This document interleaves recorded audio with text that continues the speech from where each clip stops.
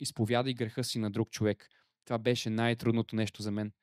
Защото в продължение на 13 години аз не съм споделял на нито един човек, на абсолютно никой, нито на родители, нито на Ива, нито на вярващи хора в църквата. Нямах смелостта да кажа на някой лице в лице, да бъда откровен и да кажа: приятелю, аз съм зависим от порнография. Нямах тази смелост. Защото това изкарва нещо, което е толкова дълбоко вътре в теб, нещо, с което ти до толкова се асоциирал, нещо, което толкова те е наранило, че ти просто предпочиташ да го пазиш за себе си. Затова тази стъпка беше най-трудната за мен, но ако ти не го направиш това нещо, е много трудно да бъдеш освободен. Заради това словото в Яков, 5 глава, 16 стих казва: и така изповядвайте един на друг греховете си и се молете един за друг, за да оздравеете.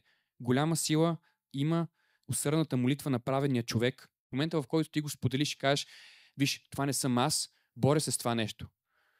Боря се с порнография, боря се с хазарт, боря се с алкохолизъм, боря се с наркотици, боря се с мисли за самоубийство, боря се с мисли за провал, боря се с непростителност. Когато ти го изкараш това нещо, то те разделя от самия грях. Разделя твоята идентичност в Христос от идентичността на греха.